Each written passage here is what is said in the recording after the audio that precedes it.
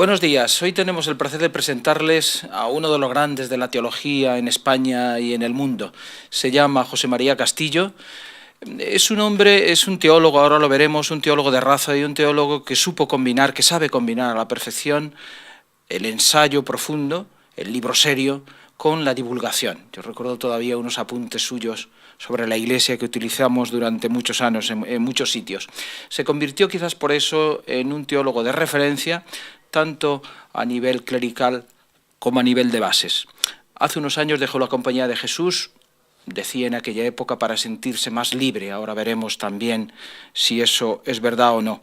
Es un teólogo, como todos los que están en frontera, perseguido por doctrina de la fe, con varios monitums contra él, pero de los teólogos que siguen en la brecha, de los que no se han quemado, de los que siguen dando el pan de sus libros a la gente. Hoy nos presenta su último ensayo y sobre el ensayo y sobre otras muchas cosas vamos a hablar con él. José María, buenos días, es un placer tenerte con nosotros. Encantado, muchas gracias. Y además un placer doble porque contamos también con tu blog que dignifica aún más nuestra página. Eso para mí es también un regalo y yo también me siento muy a gusto y lo considero como una generosidad por vuestra parte. Vamos a empezar hablando de tu libro. ¿Cuál es la tesis fundamental del libro que está editado por Trota, como se ve aquí, José María Castillo? Se llama La humanización de Dios, ensayo de cristología. Sí. La tesis central del libro me parece que está suficientemente indicada en el título. Dios, en la historia de las religiones, es considerado como un ser trascendente y por lo tanto no solo distante, sino además inalcanzable. En un orden completamente distinto y diferente, inasequible al ser humano. Por tanto, las religiones, a lo más que llegan, el común de las religiones, es hablar de la relación del hombre con Dios. La originalidad del cristianismo es que habla de la unión del hombre con Dios. Y desde el momento en que se habla de la unión del hombre con Dios, hay que preguntarse si se trata de que el hombre es elevado a la condición divina, o más bien se trata de que Dios desciende y se identifica con la condición humana. El texto de Filipenses. Claro, porque es que no hay término medio. Hay que optar o por lo uno o por lo otro. Es verdad que el Concilio de Calcedonia, la definición dogmática del Cuarto Concilio Ecuménico en el siglo V, optó por una solución, decir que es verdadero Dios, que es verdadero hombre, pero que en él hay una sola persona que es divina, con lo cual el concilio, sin decirlo, está diciendo que es más Dios que hombre. ¿Y tú qué pretendes? ¿Darle la vuelta? Yo lo que pretendo es sencillamente tomar como punto de arranque un misterio central del cristianismo, el misterio de la encarnación. Y el misterio de la encarnación quiere decir que Dios se hace carne, como dice el Nuevo Testamento. Y hacerse carne es descender e identificarse con lo más profundamente humano. Por lo tanto, desde ese punto de vista, tenemos todo el derecho del mundo para decir que Dios en Jesús se ha humanizado. Y por lo tanto, se identifica con todo lo humano, hasta el extremo de poder decir en el famoso texto del juicio final, lo que hicisteis a uno de estos, a mí me lo hicisteis. Pero eso es también doctrina de la Iglesia, al menos a mí así me suena. Eso está en el Evangelio y por tanto la Iglesia tiene no solamente y en el credo, doctrina suya, sino que tiene el deber sagrado de enseñarlo y defenderlo y explicarlo. Y en el credo también, lógicamente. Claro, lo que ocurre es que el credo, tanto en la fórmula corta, la del Concilio de Nicea, como en la fórmula más amplia, la del Concilio I de Constantinopla, se redactó en unas condiciones en las que hubo una fuerte influencia política. una fuerte influencia de los emperadores. No olvidemos que los 4 primeros concilios de la Iglesia, Nicea, Constantinopla I, Éfeso y Calcedonia, no fueron convocados por los papas, sino por los emperadores. Fueron, además, costeados por los emperadores. Fueron aprobados por los emperadores y fueron promulgados por los emperadores, que por lo menos hasta Teodosio I, año 381, estamos hablando de finales del siglo IV, utilizaba el título de sumo pontífice. O sea, que nuestra fe descansa en los emperadores romanos. No digo yo tanto, pero que los emperadores tuvieron una influencia que fue determinante en la formulación de aquellos concilios, hasta el punto de que uno de los grandes temas que se estudia cuando se realizan aquellos tiempos es lo que se llama el césaropapismo, que fue no solo la tendencia, sino el hecho de la intervención de los emperadores, digamos, metidos a teólogos, imponiendo sus criterios y sus puntos de vista. Yo pongo en el libro, pongo un ejemplo que es muy elocuente para cualquier persona actual. Figurémonos que Obama convoca un concilio ecuménico en la Casa Blanca, que allí lleva a todos los obispos del mundo, que les paga, costea el concilio, aprueba él los decretos o los documentos y los promulga. La gente, o por lo menos mucha gente, se pondría en guardia.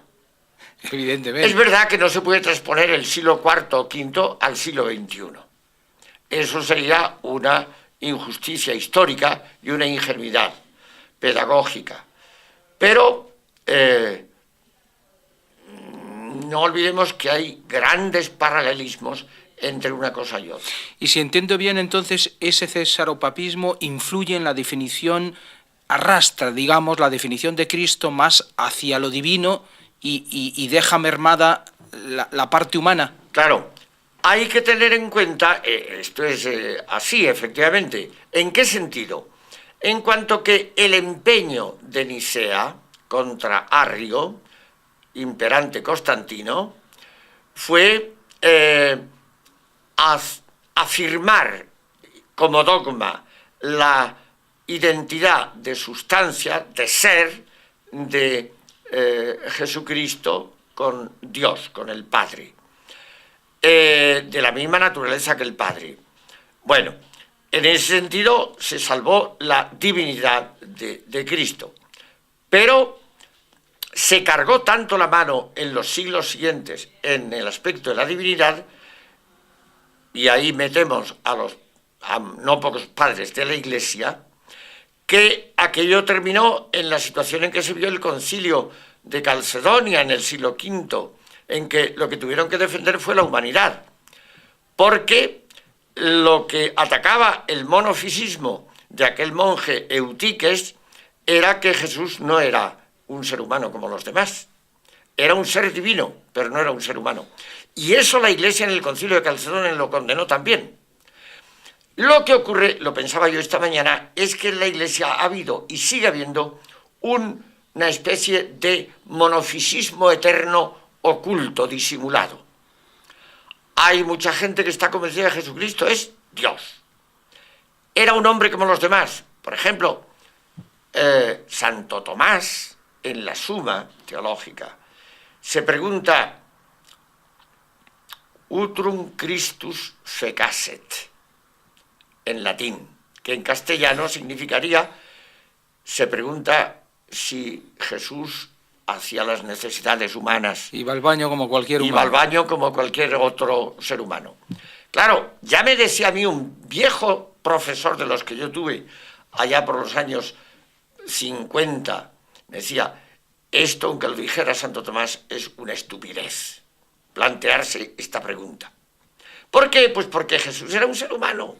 Y por tanto, pues todo lo que es humano es propio de Jesús. Pero sí da la sensación de que la Iglesia siempre ha dado un poco como cierta vergüenza. Por ejemplo, claro, no solo ese tema, sino, por ejemplo, el tema del deseo sexual de Cristo. ¿Tuvo o no tuvo deseos sexuales?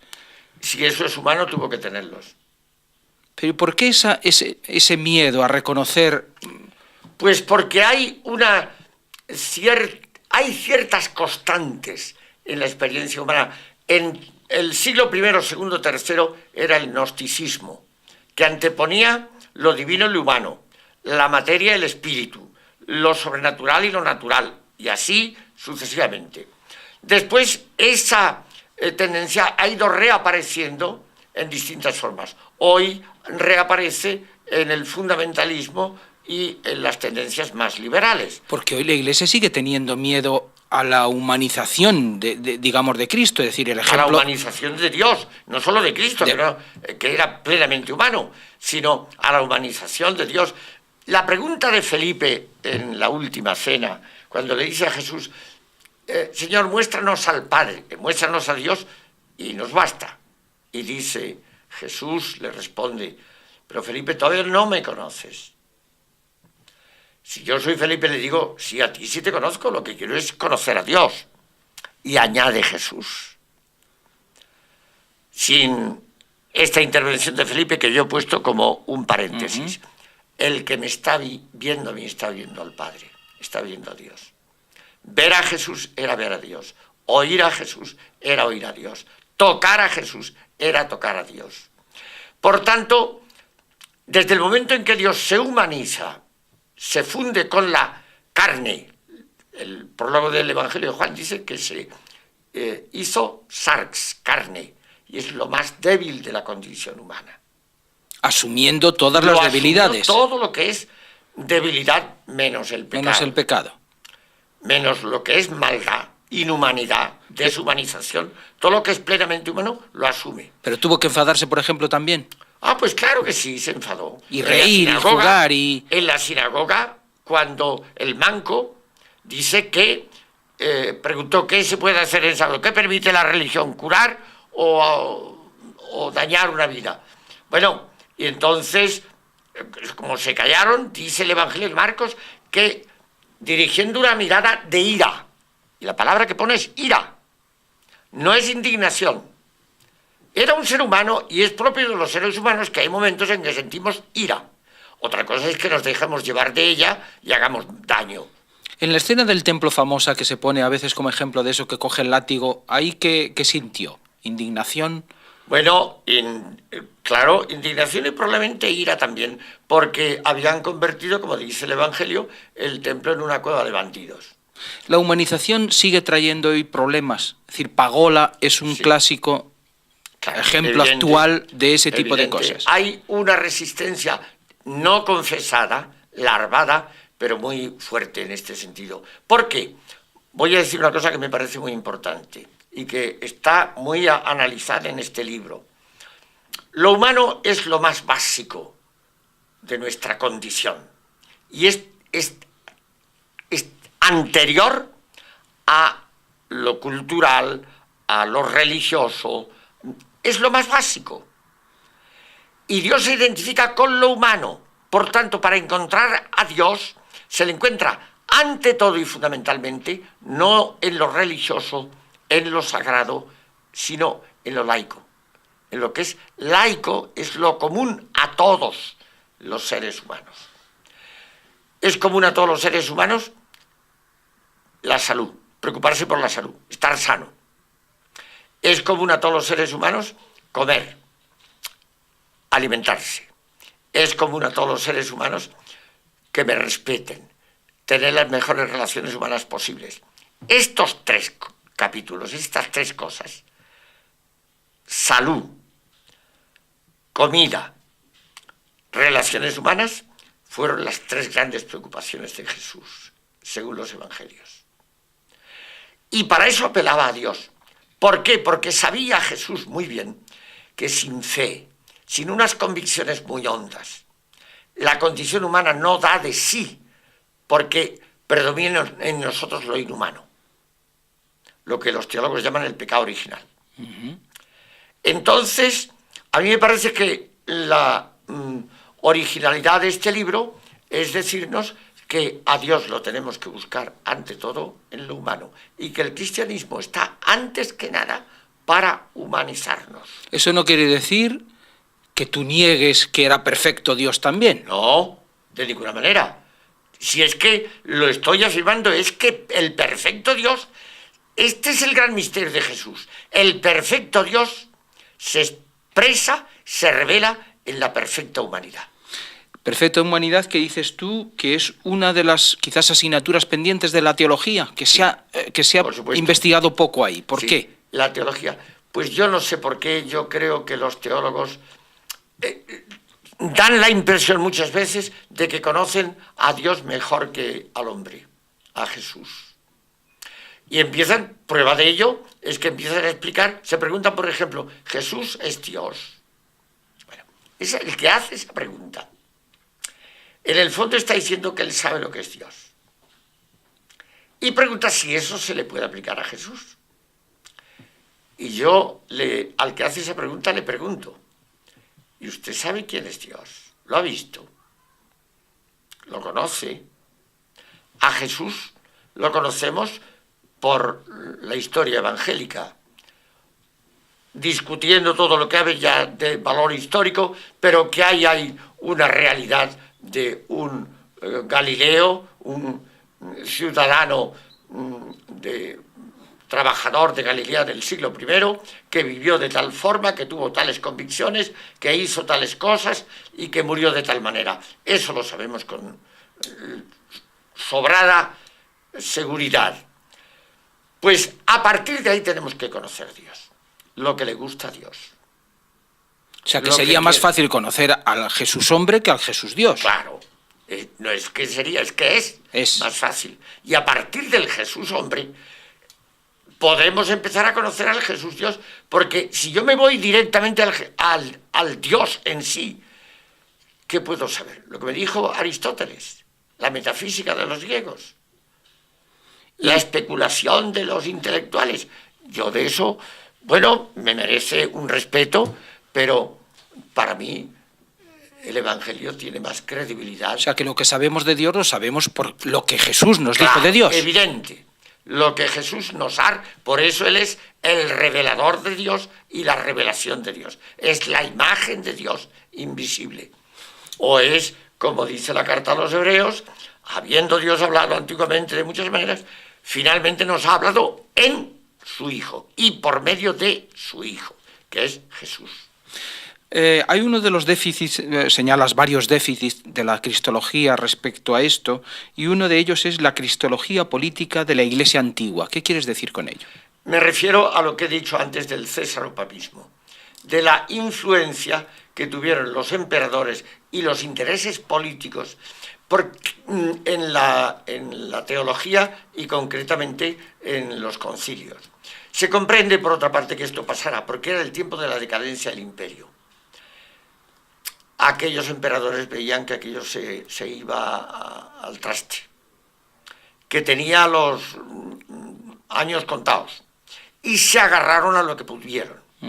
Como vieron que el cristianismo era la creencia religiosa creciente, que iba en aumento y en auge, pues se agarraron a eso. Pero claro, a ellos no les interesaba un Dios crucificado. Porque el problema con que se encontraron es que el cristianismo predicaba que el Dios en el que creían era un crucificado. Y claro, en el Imperio Romano un crucificado era un esclavo o un extranjero o un subversivo. Y entonces eso, ahí tuvieron un lío. ¿Cómo arreglar eso? Pues creo en Dios Todopoderoso. Creo en Dios Padre Todopoderoso. El Pantocrátor, que era un título imperial, se lo colgaron a Jesucristo, un título que por otra parte no aparece en los Evangelios ni en el Nuevo Testamento. Mientras que, por ejemplo, hubiera sido precioso poner, creo en Dios Padre misericordioso. Todo bondadoso, dice alguno. Todo bondadoso. En vez de todopoderoso, todo misericordioso, todo bondadoso. Eso llega más, porque la gente no necesita poderes que le dominen, sino comprensión, misericordia, respeto, tolerancia, ayuda a nuestra debilidad. Esto me parece que sería el mejor servicio que la Iglesia podría hacer ahora a tanta gente que se ve preocupada. ¿Y eso lo puede hacer la Iglesia del poder identificada, no sé, con el Vaticano? Solo ver el Vaticano ya da la sensación de que estamos ante un gran poder que en esta clave no creo que diga mucho, sí. No es solamente una sensación, es una realidad. La cúpula de San Pedro, la plaza de San Pedro, la majestad y grandiosidad de un cardenal revestido con todos sus ornamentos y capisallos, eso impresiona. Y eso es una expresión, si se quiere, simbólica de una realidad. Y es que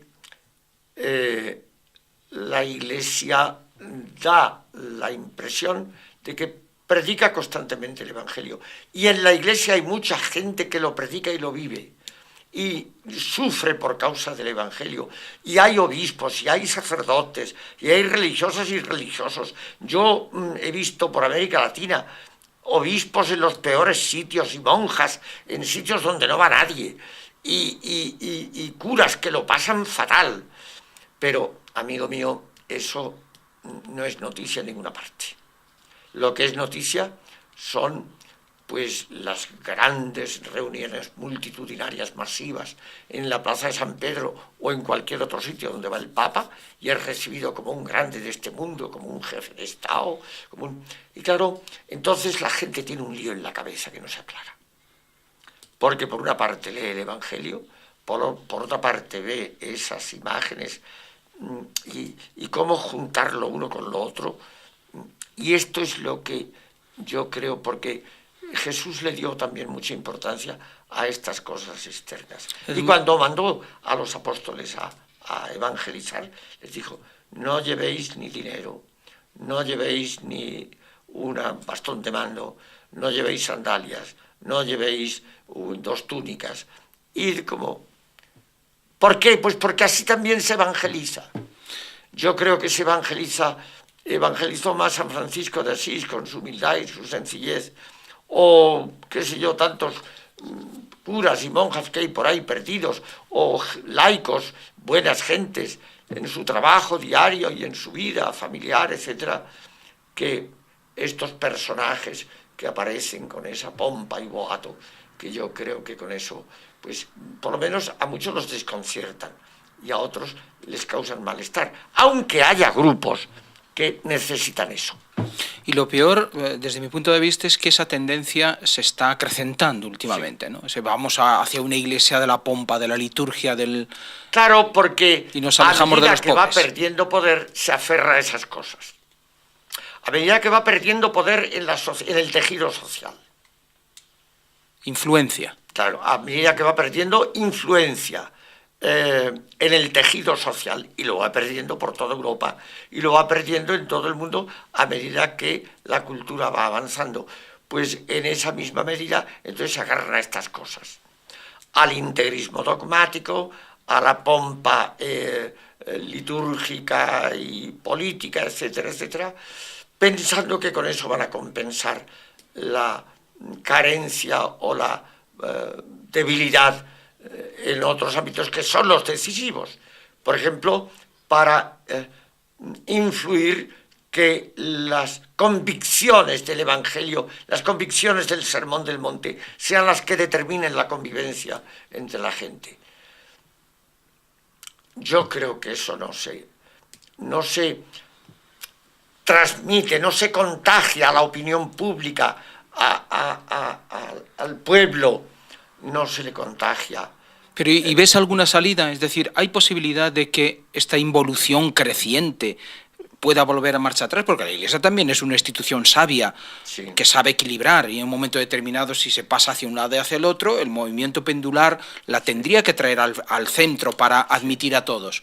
Bueno, la esperanza que tenemos es que van a llegar a tal límite que se van a dar cuenta de que por ahí ya no se avanza más. Esa es mi esperanza.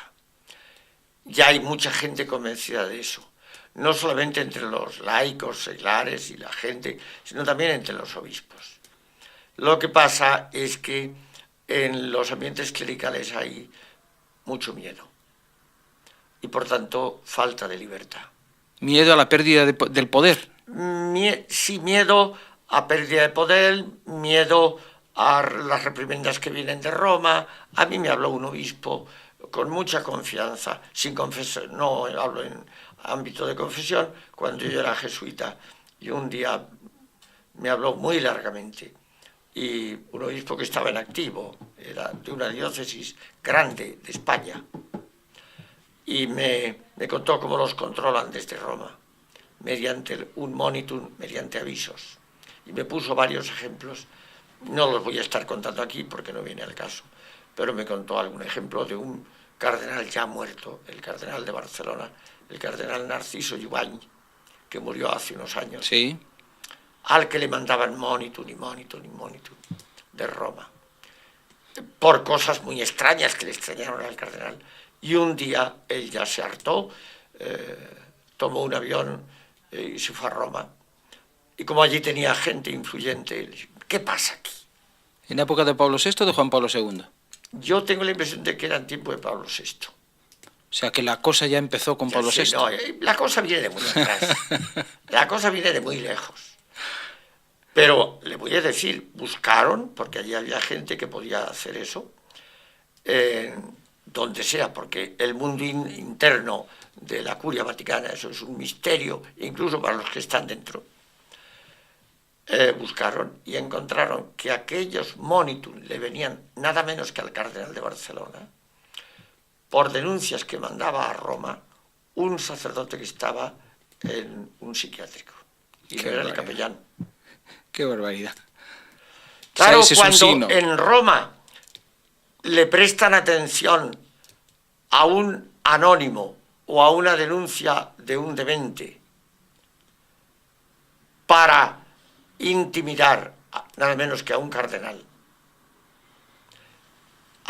aquí hay algo que no funciona bien. Los teólogos españoles y europeos y en general los teólogos que estáis en la frontera, también hay mucho miedo entre los teólogos. Sí. Y autocensura, por lo tanto. Lo que pasa es que yo creo que muchos, y yo me voy a meter aquí también, no somos conscientes del miedo. Porque hay una afirmación de un escritor, es un psicoanalista francés de hace unos 30 años. Dice, la obra maestra del poder consiste en hacerse amar. Y si es el poder religioso, se hace amar mucho más.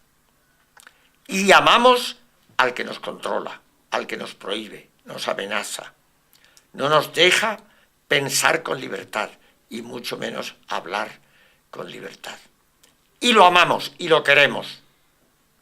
Y eso impide rebelarse. Claro, eso impide tomar, pues qué sé yo, por ejemplo, yo estoy pensando en San Antonio de Padua. Yo recomendaría a muchos obispos y a muchos sacerdotes, porque hay ediciones en castellano, que lean los sermones de San Antonio de Padua, del siglo XIII. O que lean el Tratado de Consideraciones de San Bernardo en el siglo XII, que le escribe al Papa las cosas que le dice al Papa. Que lean a Santa Catalina de Siena. Que no estoy citando teólogos de la liberación, que estoy citando místicos de la Edad Media. Ese círculo es el que rompes tú cuando decides que no hay espacio suficiente para respirar y... Bueno, eso en mí influyó muy fuertemente para tomar la decisión que tomé, una decisión que a los 78 años no es fácil de tomar. Pero yo me encontré, se me hacía muy difícil pensar con libertad y decir libremente lo que pensaba. Y yo dije, por lo menos el tiempo que me quede de vida, que ya por ley de vida no será mucho, quiero poder pensar con libertad hasta donde me sea posible y poder hablar con libertad hasta donde eso también sea posible.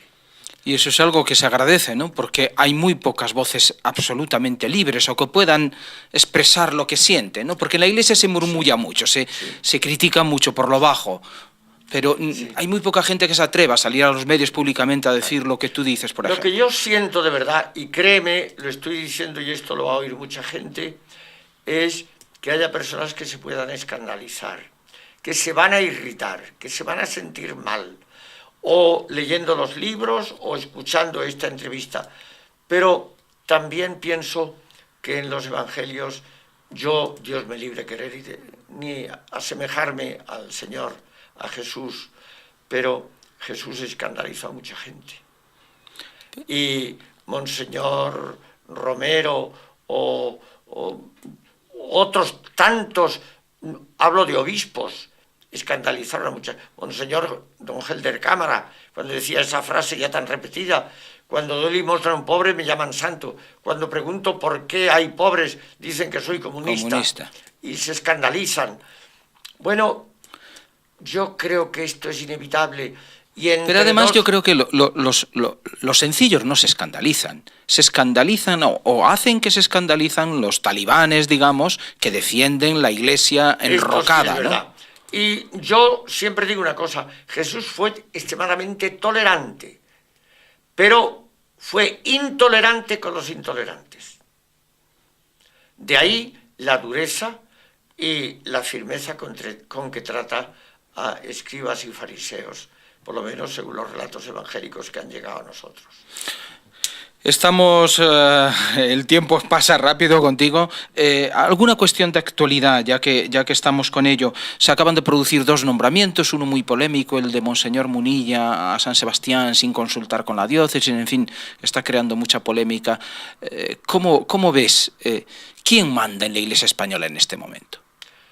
Yo creo que tiene un poder muy grande el cardenal Rouco. ¿Sin contrapesos? Están ocultos, los tiene, según dicen los que conocen ese mundo interno de la conferencia episcopal, pero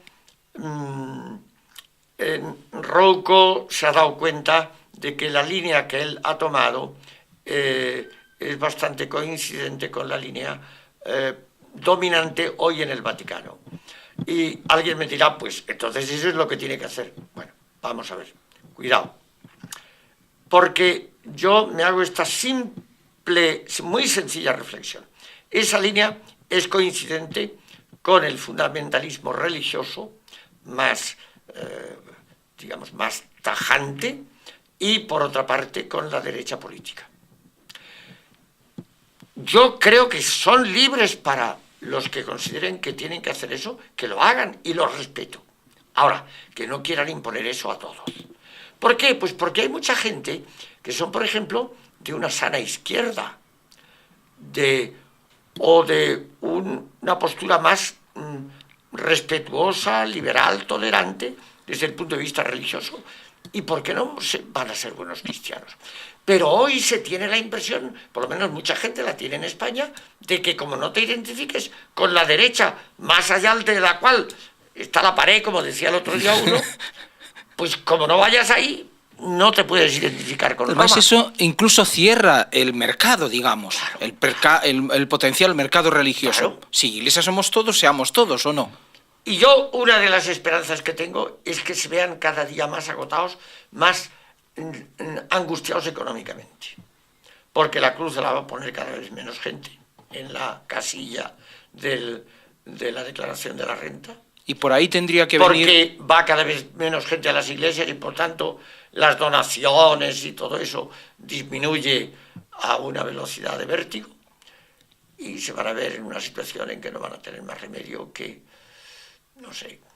Esto es duro y es desagradable decirlo, pero me parece que eso se lo van a tener que replantear, muy en serio. En esa clave se tendrían que replantear otras cosas, digamos, por agotamiento, es decir, el celibato de los curas, la ordenación de las mujeres, que a mí me parece... Claro, evidente. Empezando por, dicen, es que Cristo no ordenó mujeres, ni hombres, Cristo no ordenó a nadie. Porque lo del orden, el otro día en el blog de Religión Digital puse yo una entrada sobre eso. El orden es el ordo, la ordinatio, los órdenes, era una institución, eso no es religioso ni es bíblico. ni de evangélico. Es una institución política del imperio. Había 3 órdenes: el ordo equitum, el ordo senatorum, de los senadores, equitum, el orden de los caballeros, y el ordo plebeius, la plebe. Y eso lo tomó el clero en el siglo III.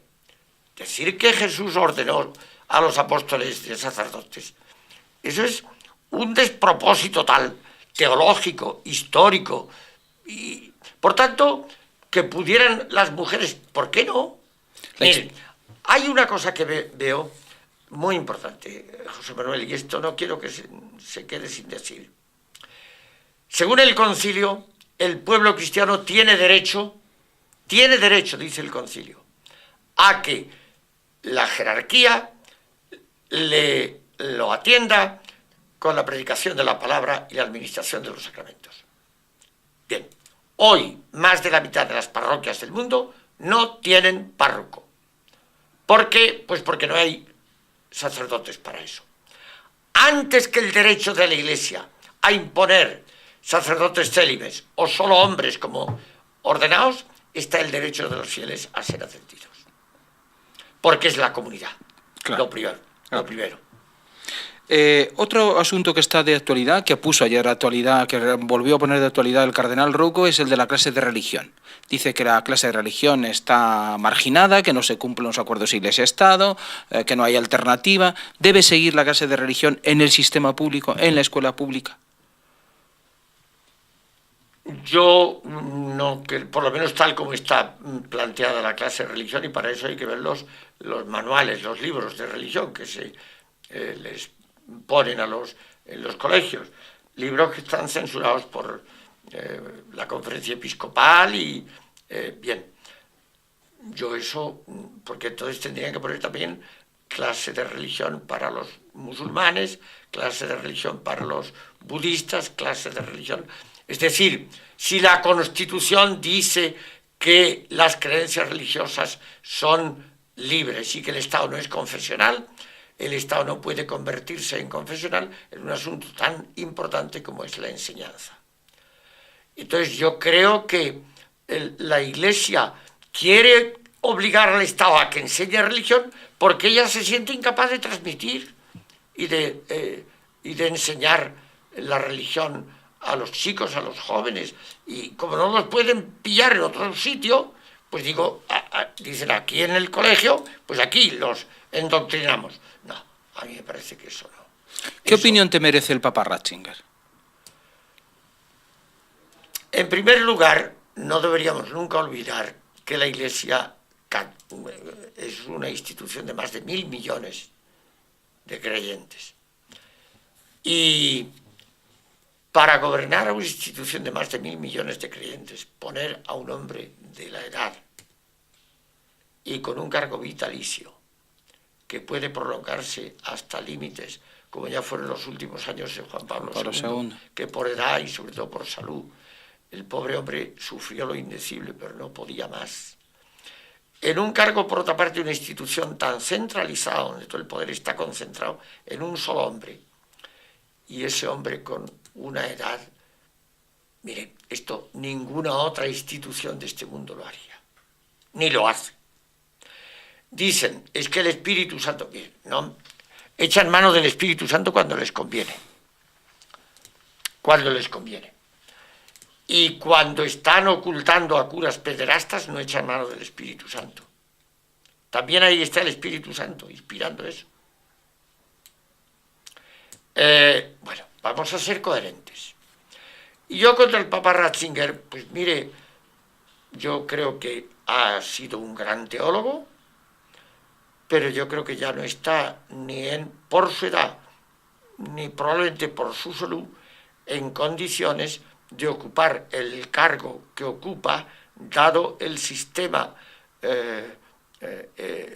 organizativo que tiene la Iglesia, de un poder concentrado todo en un solo hombre. ¿Eres capaz de cambiar el sistema? No. Cambiar el sistema, que él sea capaz de cambiar el sistema, renunciar, presentar la renuncia, por ejemplo, decir, oye, no creo que lo haga. Demos paso. No creo que lo haga, no. No está en los tiempos ni es la persona. No. Vamos, no puedo, igual nos da una sorpresa mañana, o el día que menos esperemos, pero yo no creo que por ahí. El cambio en la Iglesia no vendrá de arriba. Y la renovación de la Iglesia vendrá de la renovación, no por movimientos, atención, como pretendieron los movimientos antieclesiásticos del siglo XII y XIII. Los cátaros, valdenses, los pobres de Lyon, todos aquellos grupos antieclesiásticos de la Edad Media. Por ahí no, por ahí tampoco. El cambio en la Iglesia tiene que venir en comunión con la Iglesia. Desde dentro, pero reivindicando. Desde dentro, haciéndose responsables todos de la marcha en la parroquia, en la diócesis. Lo que pasa es que la gente, pues, la han educado para que se calle, para que vaya a misa el domingo y ya está hasta el domingo que viene. Y dice, mire usted, esto es cosa de curas, yo de eso, primero no entiendo, segundo no me interesa tampoco demasiado. Entonces, claro. Y los movimientos más reivindicativos dentro de la Iglesia se les estigmatiza, claro, se les tacha de rojas, se les margina. Se les complica la vida o no se les oye, no se les... Claro, a mí me gustaría que los obispos en cada diócesis reciban a los demás movimientos por lo menos como reciben a los quicos. La mayoría de los obispos reciben a los quicos entusiasmados y yo lo veo muy bien que lo reciban, porque son personas que merecen todo respeto y son personas de mucha generosidad religiosa y de mucha entrega, pero no deberían de olvidar los obispos que hay también otras personas de mucha generosidad y de mucha entrega que por motivos que ni ellos mismos se atreven a confesar, me sospecho, están ahí, marginados. Ni se les escucha, ni se les recibe. Bueno, pues yo creo, vamos a tener esta anchura de corazón. Mire, Jesús no tuvo dificultad, comía con los pecadores, recibía a las gentes más marginales y peor vistas, ponía como modelo a un samaritano, acogía a un centurión romano, a una mujer sirofenicia, los atendía a todos, no hacía diferencias. Y dejaba las 99 para ir en busca de la descarriada, claro, ¿no? Pero entonces se le perdía una, iba en busca de ella, y ahora la impresión que da es que el que está perdido es el obispo, Dios mío. Pero entonces largo me lo fiáis, es decir, ¿hay esperanza de un cambio real, cercano? A corto plazo no. Yo creo que a corto plazo, porque sería convocar un concilio, pero hoy, tal como la política de nombramiento de obispos durante el largo pontificado de Juan Pablo II y el actual de Benedicto XVI, han puesto en la gran mayoría de las diócesis a hombres de tal manera orientados en una línea que hoy un concilio habría que pensárselo. Juan XXIII lo hizo, ¿no? En aquella época quizás era tan duro o más que esta. Lo que pasa es que, es verdad, pero hay una diferencia. Pío XII fue también un papa de una mentalidad muy tradicional y conservadora. Y además degolló o intentó degollar los movimientos renovadores, por ejemplo, la Nouvelle Théologie de los años 40, 50. El año 50 fue la Humani Generis que condenó a todo aquel movimiento. Aquellos grandes teólogos, Congar, Chenu, Rahner, Delibac, etc. Los grandes nombres de la teología mundial dentro del catolicismo. Pero Pío XII, siendo tan conservador como era, no tuvo miedo en nombrar grandes personalidades para obispos y cardenales. Por eso fue posible el concilio, porque Juan XXIII no le dio tiempo de renovar el episcopado ni de cambiarlo, porque el concilio vino enseguida. Sin embargo, hoy, los dos últimos papas, a mí me da la impresión de que tienen miedo de nombrar como obispos a grandes personalidades, que les... Más fácilmente controlables, digamos. Prefieren hombres sumisos. Y hombres incondicionalmente sumisos, pues son hombres inevitablemente más grises. Y Jesús nunca fue un sumiso. No. Jesús no fue tampoco un revolucionario, alegremente o mucho menos peligroso, no, nada de eso, pero se andaba siempre con los últimos. Lo que pasa es que fue un hombre de una libertad absoluta. Y además una libertad sorprendente. Yo me acuerdo aquel texto, no sé si estoy abusando del tiempo, aquel pasaje que cuenta el Evangelio de Lucas cuando le dicen a Jesús que Pilatos había degollado a unos galileos que estaban ofreciendo un sacrificio. Si estaban ofreciendo un sacrificio sería en el templo o en un lugar sagrado. ¿Qué estaban haciendo? ¿Qué cosa mejor? ¿Qué ocasión le pusieron a Jesús en bandeja para hacer una denuncia contra los romanos y contra... Jesús no dijo nada. ¿Qué dijo? Si no os convertís todos, vais a acabar igual. Jesús interpelaba la conversión de cada cual. ¿Convertirse a qué? Convertirse a los valores que él había anunciado en el Sermón del Monte, en las parábolas, que es que los últimos son los primeros, que es que los más débiles como los niños, las mujeres, los pecadores, los excluidos, es a los que más hay que cuidar porque las criaturas son los más indefensos. Una iglesia que fuera así, eso hoy tendría un poder y una fuerza. Y lo que me da lástima y me da a veces coraje es que se agarren a poderes de este mundo que a lo mejor dentro de 4 días, pues yo qué sé, si les interesa otra cosa, los van a dejar también a ellos en la estacada. José María, ha sido un placer. Los que quieran profundizar en su pensamiento de ensayo profundo, de teólogo, aquí tienen el libro La humanización de Dios, editorial Trota, ensayo de Cristología de José María Castillo. Y los que quieran escucharle, verle, oírle todos los días, en el blog de Religión Digital, Teología sin Censura, también pueden acceder a las explicaciones del maestro. Muchísimas gracias, profesor. Muchas gracias.